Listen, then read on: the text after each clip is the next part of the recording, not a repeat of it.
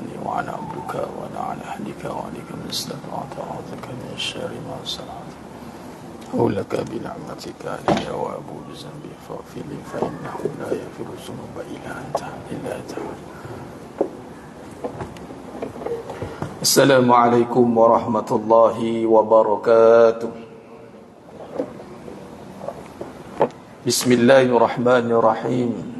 إن الحمد لله نحمده ونستعينه ونستغفره ونعوذ بالله من شرور أنفسنا ومن سيئات أعمالنا.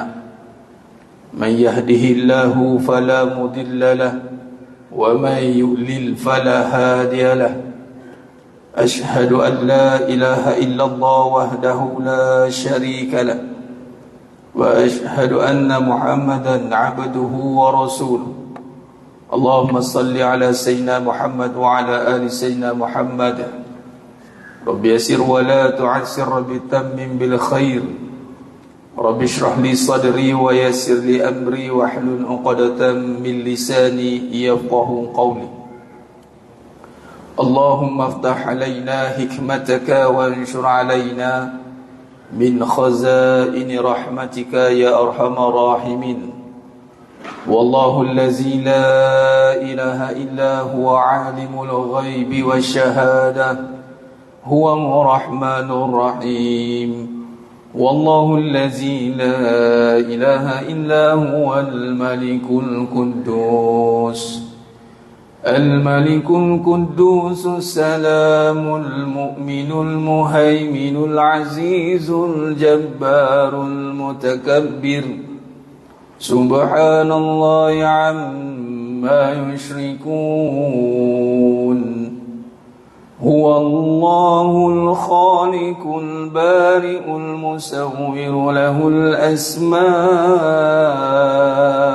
الحسنى يسبح له ما في السماوات والأرض وهو العزيز الحكيم. ولا حول ولا قوة إلا بالله العلي العظيم. ولا منجا من الله إلا إليه. أما بعد. أيها المؤمنون اتقوا الله أوصيكم وإياي بتقوى الله فقد فاز المتقون. Sidang jemaah yang dimuliakan Allah Subhanahu wa taala. Mudah-mudahan kita semua tergolong dalam golongan hamba-hambanya yang benar-benar bersyukur. Amin ya rabbal alamin. Alhamdulillah, syukur pada Allah Subhanahu wa taala pada malam yang penuh barakah ni. Allah izinkan kita lagi sekali untuk berada di dalam suasana ketaatan, yakni kita duduk dalam raudhah min riyadil jannah, yang mana padanya ada majlis zikrullah, yang mana tuntutan di dalam Islam, ini agama Islam, tuntutan talabul ilm, ini tuntutan yang sangat tinggi, ini fardu. Apatah lagi dalamnya itu ada perbincangan kepada asas, kepada agama, yakni usuluddin, yang mana insya-Allah kita akan mula membincangkan pada malam yang penuh barakah ni. Dan kita telah pun bermula dalam perjumpaan kita yang lepas, tahun lepas. Nah, malam ni kita teruskan perbincangan kita insya-Allah dalam kitab karangan Tuan Guru Dr. Nik Muhammad Syukri Nikwan, hafizahullah taala alaih. Mudah-mudahan Allah rahmati beliau, Allah tempatkan beliau dan seluruh ahli keluarga beliau di kalangan orang-orang yang salih dan salihah, dan dimasukkan dalam syurga yang tanpa hisab. Amin ya rabbal alamin. Begitu juga kepada seluruh penuntut yang menelusuri perbahasan kajian syarahan Tuan Guru, yakni dalam kitab Sifat 20 Sejarah dan Kupasan Pendekatan Akidah. Ni kulit buku dia begini. Dan alhamdulillah Allah SWT takdirkan saya yang fakir ini mendapat kebenaran daripada Tuan Guru sendiri, dan beliau adalah ketua jabatan Usuluddin di Universiti Sultan Azlan Shah Kuala Kangsar. Alhamdulillah. Dan perbahasan ini adalah membahaskan nanti tentang ini gambar beliau. Saya buat pengenalan sikit lah ya. Alhamdulillah, yang mana beliau sendiri mengkaji syarahan sifat 20, yang mana kalau kita lihat mutaakhir ini, kita akan dengar beberapa pandangan-pandangan yang mengatakan tentang keadaan kajian sifat 20 ini, kajian yang rekaan sebagai contoh, walhal ianya masyhur di Nusantara ini kawaid yang dibawakan dan Asy'ariyah Al-Maturidiyah. Dan alhamdulillah Allah pilih kita jemaah sekalian, kata Nabi SAW, barang siapa yang Allah nak berikan iaitu kebaikan, may yuridillahu bi khairan yufaqihu hafiddin. Barang siapa yang Allah nak berikan dia kebaikan, maka Allah berikan dia kefahaman di dalam agama. Dan alhamdulillah di tangan sejauh jemaah yang mulia kaum taala mungkin ada yang dapat dan tak dapat, dan ini boleh didapatkan di Shopee pun ada, boleh beli sendiri, boleh buat catatan sendiri. Dan saya sarankan jemaah sekalian, saya sangat sarankan ada setiap orang kitab ini dan wariskan kepada generasi anak cucu. Ini sejarah jemaah sekalian, kita akan kupas dalam perbincangan kitab ini, membincangkan dua perbahasan. Pertama, perbahasan tentang sejarah perbahasan akidah, daripada permulaan perbincangan nanti start daripada Imam Abu Hanifah lagi, karya Fiqhul Akbar, kitab besar. Dan ini adalah kajian daripada kajian karya-karya akidah. Alhamdulillah kita ada ilmuwan ulama yang buat kajian khusus. Dan walaupun nanti perbincangannya kalau lihat nanti detail lah, cuma insyaAllah kita akan buatkan pendekatan yang insyaAllah permudahkan lah. Tapi suka saya ingatkan, apabila kita membahaskan sesuatu ilmu tu, terutamanya akidah, tauhid, kita lebih baik untuk beri perhatian sepenuhnya untuk meletakkan tauhid itu ilmu yang paling tinggi, wajib bal wajib. Bila kita berikan perhatian itu, maka Allah SWT akan tahu kita bersungguh nak kenal dia. Kita ngaji tauhid untuk apa? Untuk kenal Allah. Apa natijah bila kenal, faedah bila kenal? Kita akan dapat cintanya. Tak kenal maka tak cinta.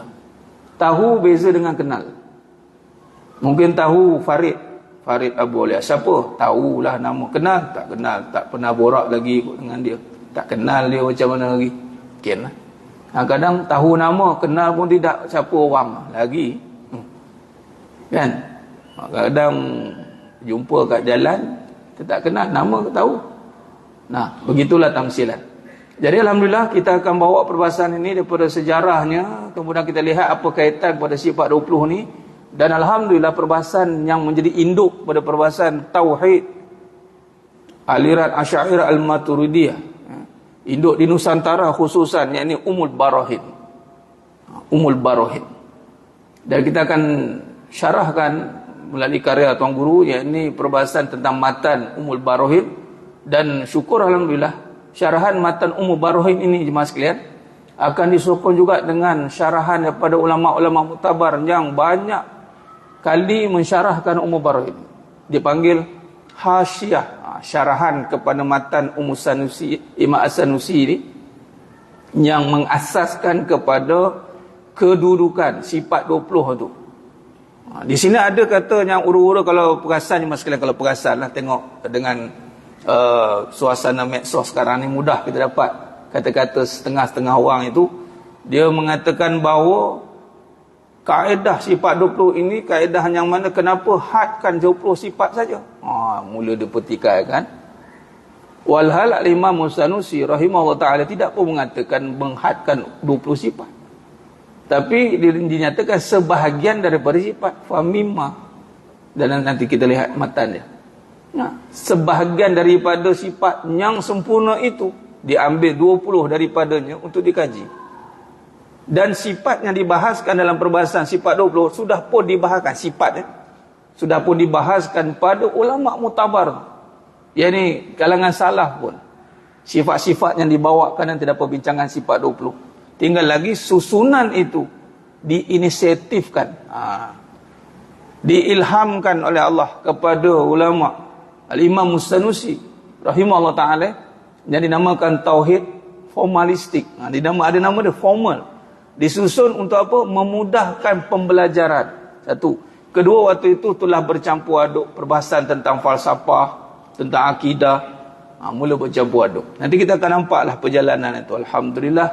Jadi Allah takdirkan juga penambahan pada sesi di sini, khidmat saya di sini. Jadi tergerak hati untuk bawa perbahasan kita ni pula yang menjadi perbahasan yang besar. Dan alhamdulillah, menurut Tuan Guru sendiri, beliau berbesar hati kepada siapa yang mengkhatamkan pengajian ini, beliau akan anugerahkan sijil penghargaan sanad. Jadi kalau boleh hadirlah insya-Allah. Kalau tak boleh hadir, saya ada buat live ni, boleh tengok ulangan. Kalau tak boleh nak hadir serta laki berdepan begini, maka kita boleh tengok saya ulangan. Dan alhamdulillah, dalam apa yang telah diamanahkan untuk sampaikan kajian sifat 20 ini, kalau dalam pengajian yang saya buat setiap minggu di pengajian saya lah, pusat pengajian saya terletak Warisan Roh di Merbau Sempak. Setiap hari Ahad kita dah pun bahas sampai muka surat 130 dah. Itu grup yang pertama lah. Ada ramai alhamdulillah, dan online pun ada. Jadi beliau sangat berbesar hati agar perbahasan ini dikembangkan, kerana dianya sangat bermanfaat, sebab kita akan nampak kefahaman yang lebih mendalam tentang tauhid, mas sekalian. Dia bukan perbahasan furuk dah ni, ini usul. Jadi bila kita memantapkan perbahasan usul, insya-Allah furuk, ranting-ranting akan jadi cantik. Kata Buya Hamka dalam nukilan beliau, pokok yang cantik tidak akan menghasilkan buah yang buruk. Pokok yang buruk tidak akan menghasilkan buah yang baik. Pokoknya apa? Pokoknya, pokok utama, akarnya perlu dibaja dengan baik. Memang kita jaga buah, kita balut dia, tapi setakat hari ni orang tak letak baja dekat buah. Mana buah tu dia pergi kat buah, dia campak baju situ. Kalau orang buat tu nanya orang tak sekolah. Tak tahulah, kalau ada kaedah tu tak jumpa lah. Biasa kalau nak buah cantik, buah sedap, akar lah. Jadi berbalik pada amalan kita. Amalan tu buah sepatutnya pada iman. Jadi kalau amalan tu nak manis, nak lazat, nak rasa ringan, iman, bajalah iman tu dengan apa? Iman dibaja dengan kefahaman. Kita tidak cukup hanya tahu, dengar-dengar, kemudian ikut-ikut. Maka kita kaji dia, jemaah sekalian. Bagi masa, bagi perhatian. Alhamdulillah. Baik, jemaah sekalian, alhamdulillah. Kita dah pun mulakan pada qalam musannif. Kata penulis muka surat 6 edisi yang kedua. Di tangan tuan-tuan semua jemaah sekalian ni edisi yang kedua ni. Sudah berada di pasaran edisi pertama dan edisi kedua. Sebab edisi kedua ada kata penghantar khas, ada di atas Datuk Dr. Afifi Al-Akiti. Baik, dalam proses untuk keluar cetakan edisi yang ketiga. Mudah-mudahan tuan-tuan beli kemudian hadiahkan kepada anak-anak, biar yang lain tu dia tak berapa nak faham lagi, tapi make sure dia faham akidah. Tauhid tu utamanya. Dalam bab akidah, usulnya, asasnya adalah tauhid. Baik, tak apa, kita mula balik dari awal. Sebab kita dah boleh tengok kat skrin tu. Mana yang tak ada, kita boleh rujuk di skrin. InsyaAllah, mana yang ada kitab, boleh rujuk di kitab. Qala musannif, Bismillahirrahmanirrahim. Dengan nama Allah yang Maha Pemurah lagi Maha Mengasihani. Akidah adalah tumpuan utama wahyu ilahi kepada setiap nabinya. Para anbiya, para rasul, nabi dan rasul, misi utama diutuskan para nabi dan rasul itu tidak lain, tidak bukan adalah untuk menyampaikan akidah, yakni risalah tauhid, simpulan pegangan yang benar. Penumpuan diberikan supaya setiap umat selamat dan sejahtera dalam kehidupan mereka sepanjang zaman. Berbicara soal selamat dan sejahtera sepanjang zaman, Apakah yang mampu menyelamatkan kita sepanjang zaman dengan pelbagai masalah pada setiap zaman? Dalam satu hadis Nabi sallallahu alaihi wasallam, mafhum hadis, inna likulli ummatin fitnah wa inna fitnah ummati al-mal. Setiap umat ada cobaan, fitnah. Cobaan umatku al-mal, harta.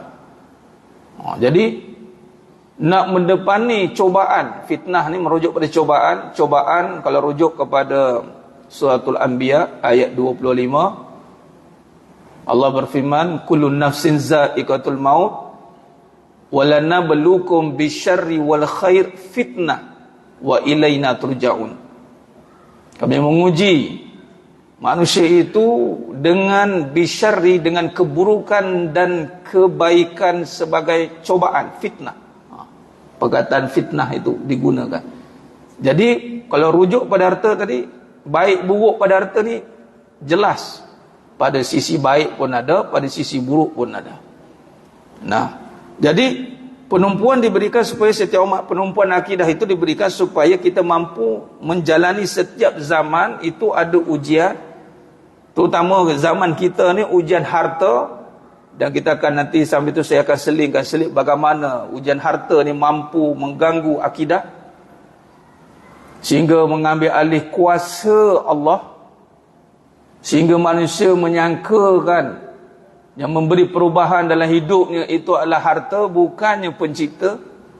Dulu saya susah, sekarang saya senang. Kerana apa? Ada harta. Banyak kesan perbincangan harta ni. Tapi bila yang berakidah benar, dia akan terselamat sepanjang zaman. Sirah mencatatkan bahawa Nabi Muhammad SAW selama 13 tahun berada di kota Makkah. Kalau ditimbang dalam dakwah Nabi SAW dibahagi dua, berat kat Mekah 13 tahun akidah, 10 tahun seluruh syariat fiqhiyah. Walaupun ekstra 3 tahun, tapi 13 tahun itu menggambarkan perbahasan yang solid tentang akidah. Solid mas sekalian. Jadi sirah mencatatkan bahawa Nabi Muhammad SAW selama 13 tahun berada di kota Makkah semata-mata bagi membentuk akidah dalam masyarakat jahiliah ketika itu. Tak ada perbincangan lain yang menyebabkan Nabi SAW itu dipulau, sehingga dihalau, sehingga diperlakukan berbagai-bagai rupa, sehingga daripada Al-Amin dipanggil Majnun. Kerana apa? Kerana nak membawa umat jahiliah waktu itu mengenal Allah. Soalan ditanya pada diri saya, kita mengenal Allah dah sampai rasa susah belum? Itu dah kena soal tu. Ke kita ambil mudah je kenal Allah? Tak apa, ngapa je lah sifat-sifat Allah tu. Slow je kan. Nabi SAW nak membawa umat kepada Allah melalui akidah itu bermandikan darah. Sebab tu dia bukan perbahasan yang boleh bermudah-mudah atau perbahasan yang berkala. Kejap-kejap ada, kejap-kejap tak ada. Tak boleh mas sekalian. Dia kena perbahasan yang sepanjang masa, setiap nafas kita. Fi kulli lamhatin wa nafasin bi'adadi kulli ma'lumillah. Olehnya demikian, akidah yang teguh dan mantap menjadi dambaan kepada setiap manusia yang bergelar dirinya sebagai mukmin kepada Allah SWT. Amalan yang mantap itu bermula daripada akidah yang mantap. Akidah yang teguh itu menjadi dambaan semua orang Islam sebenarnya. Dalam arti kata lain, kalau kena masalah, saya lemah, saya ni tak kuat, saya itu, saya ini. Ramai orang kata begitu. Dan semua nak, kalau dapat boleh kita nak akidah yang tegak, teguh. Apa kesan orang yang punya akidah yang teguh? Selamat dia, sejahtera dia. Orang yang mempunyai akidah yang teguh, dia akan mendapat keselamatan dan kesejahteraan walaupun dikelilingi dengan berbagai cobaan dan ujian. Wallahi jemaah sekalian.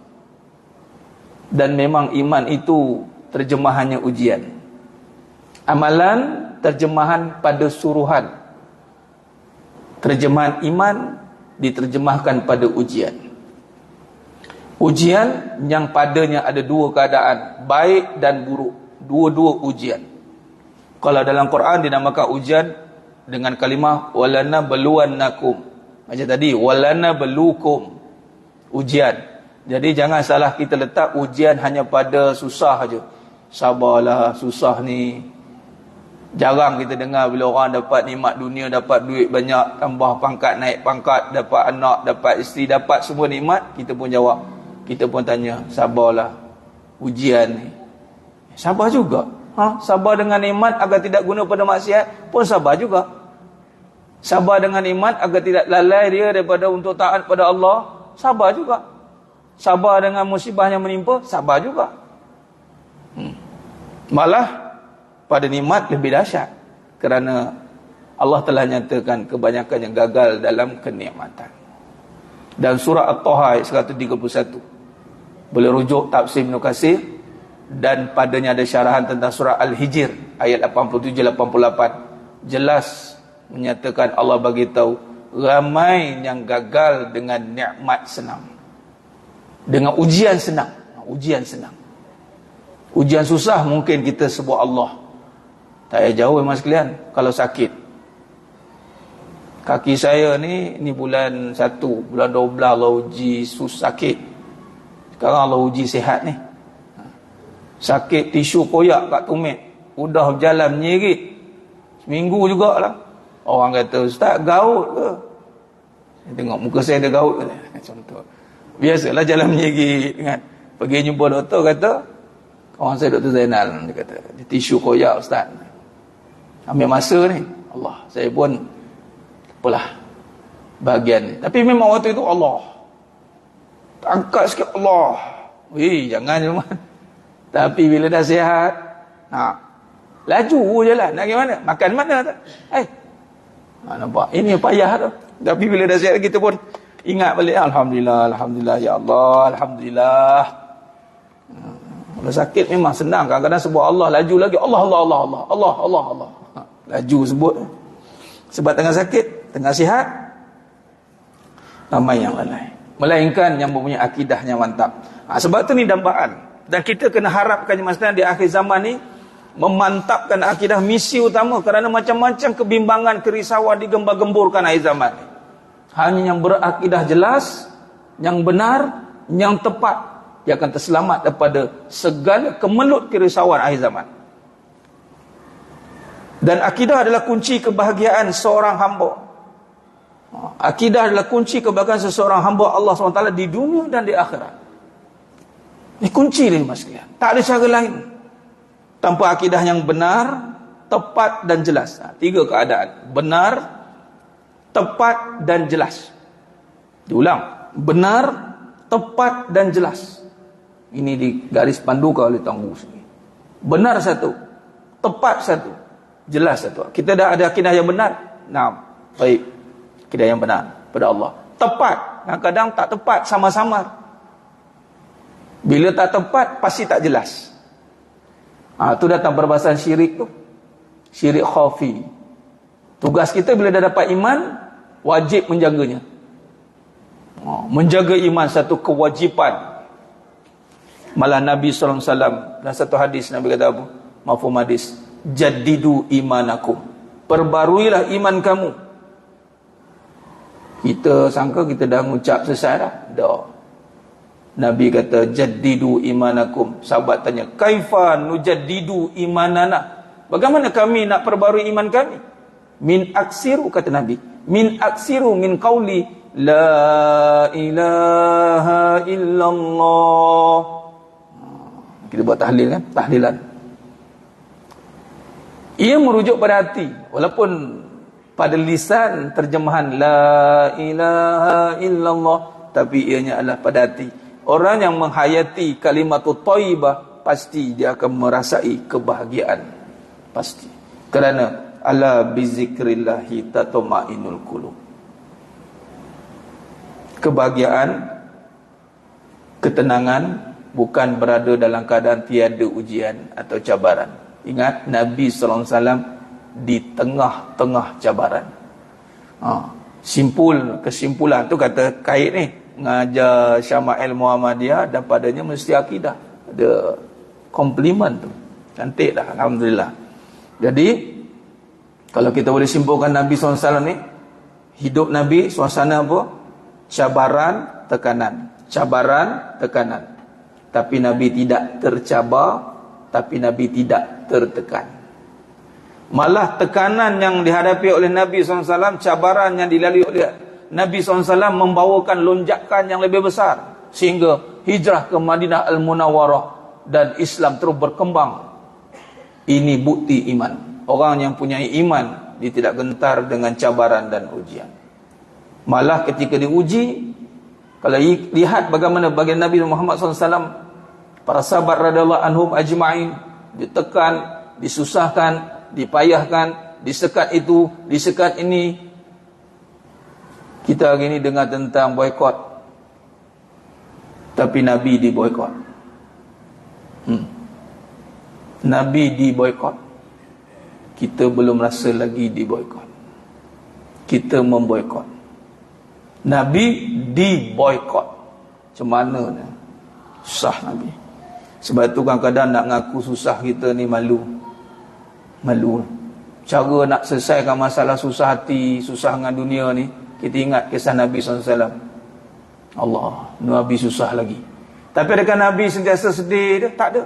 Dan kita dah baca kan Syama'il Muhammadiyah, bab maja'a fi duhaika Rasulullah sallallahu alaihi wasallam, bab ketawa Nabi SAW. Nabi dilarang untuk bersedih hal dunia. Ada hadis, kita rujuk buka balik buat murajaah. Apa yang Nabi sedih? Tentang keadaan akhirat para umatnya. Nabi tak nangis pasal hal dunia. Nabi semangat, malah para sahabat tidak lemah semangat pun. Tak ada pun dengan kadang kita ni, ialah kita apa ada, nak perang badar kubra, kita pun apa ada. Nabi tak pernah memberikan satu tanggapan dan keadaan yang membimbangkan dengan keadaan ketiadaan benda dunia. Malah sahabat jadi lagi semangat bila tak ada benda. Luar biasa kan? Itu orang beriman. Sebab tu kebahagiaan. Mana kunci orang beriman ni? Akidah. Ada orang kata nak bahagia baca Quran. Ya, baca Quran tu rukun iman, akidah. Zalikal kitabu la raiba fihi hudan lil muttaqin. Muttaqin, takwa. Siapa orang bertakwa? Orang beriman kepada Allah. Orang takwa hanya menjaga iman dia. Itu akidah je mas sekalian.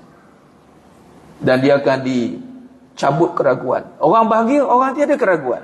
Kita boleh buat terjemahan begitu. Zalikal kitabul la raiba fi. Dalam hatinya dia yakin Allah Maha Kaya. Selagi mana aku bertuhankan Allah yang Maha Kaya, aku tidak gentar dengan kemiskinan di muka bumi ini, kerana aku bertuhankan Allah yang Maha Kaya.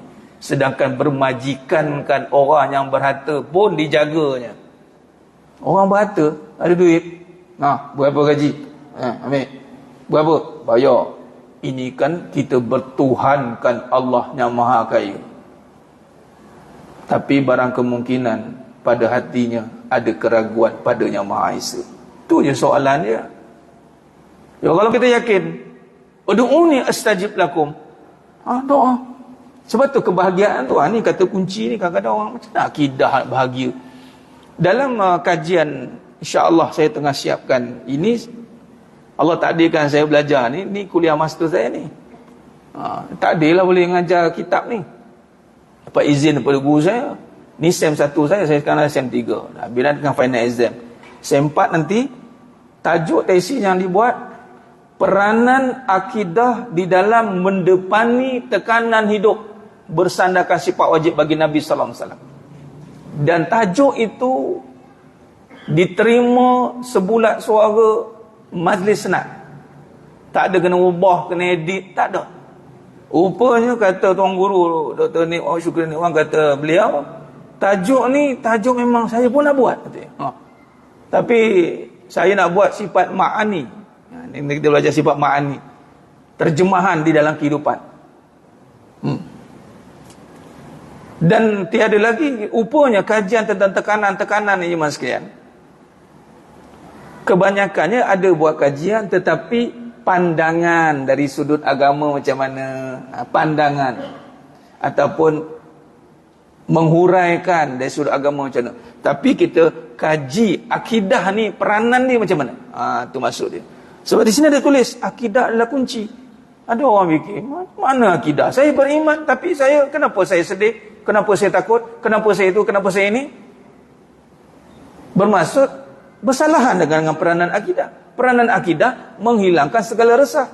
Ala bizikrillah itu dalilnya. Ala bizikrillah tatma'innul qulub. Maka kalau kita tak capai maksud itu, bahasa Jawa kata something wrong somewhere. Itu sajalah. Ada something yang tak kena. Kat mana application yang tak kena? Mungkin kepahaman kita, kedudukan, kat mana pandangan banyak. Itu kita kaji. Baik.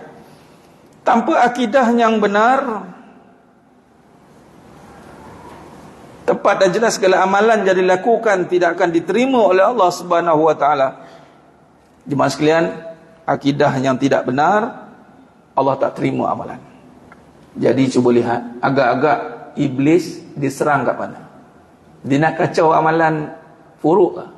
Dah. Dia kacau amalan yang boleh hancurkan semuanya.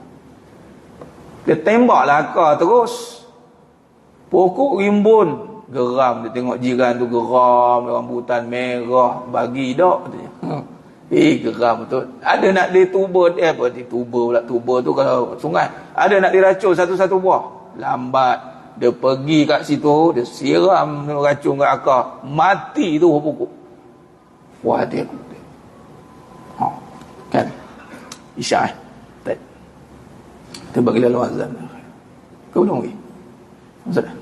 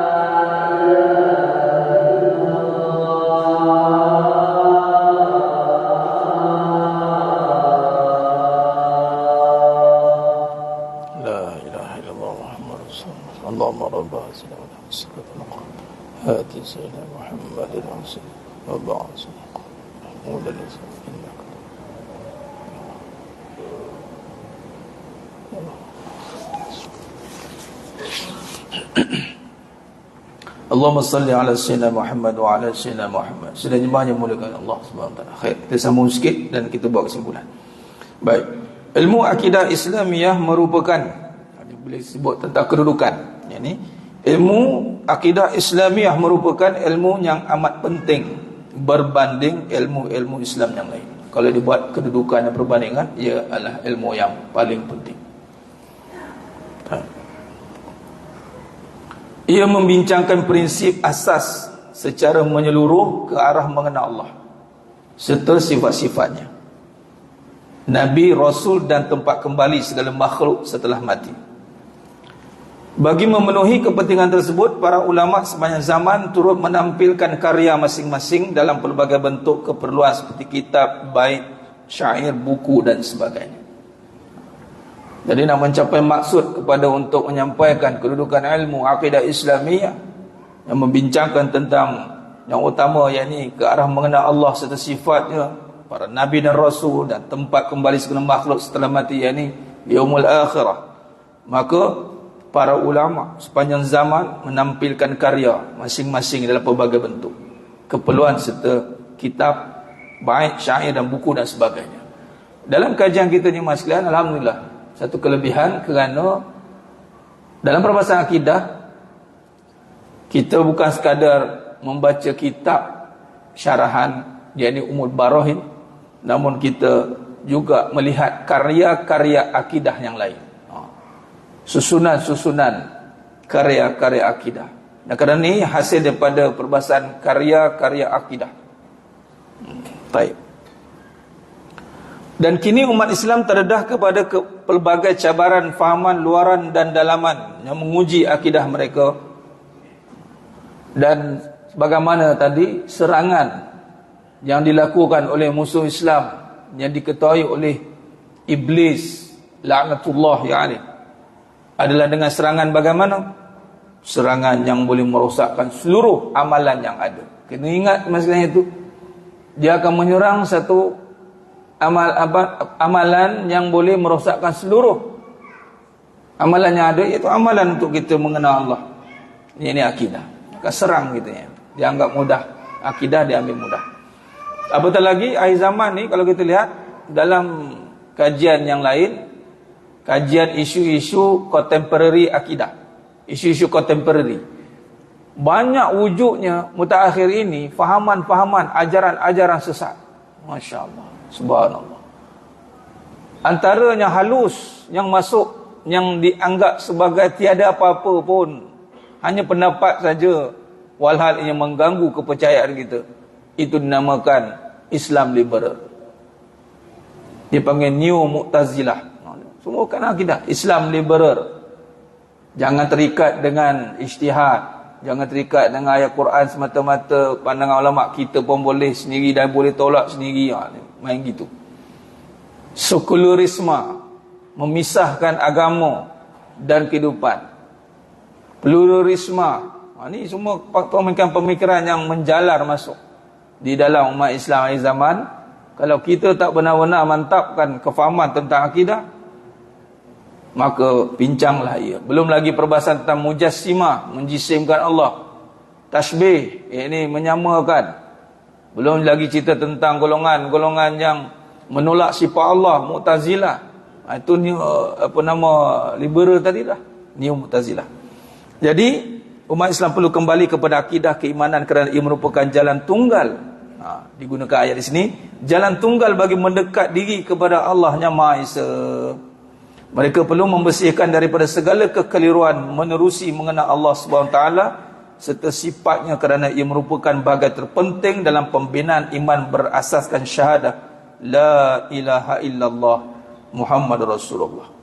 Dan mereka perlu berpegang teguh kepada Tuhan yang Maha Esa menerusi bukti-bukti dan hujah yang nyata, terang, tepat, jelas serta berpaksikan Al-Quran dan hadis berasaskan keterangan para ulama muktabar.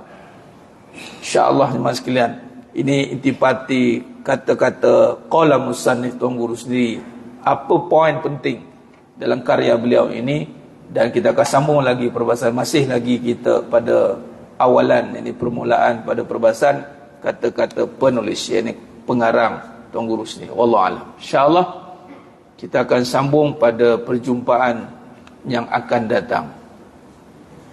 Itu saja, mohon ampun maaf daripada saya atas kekurangan, kata-kata itu kurang bicara dalam penyampaian.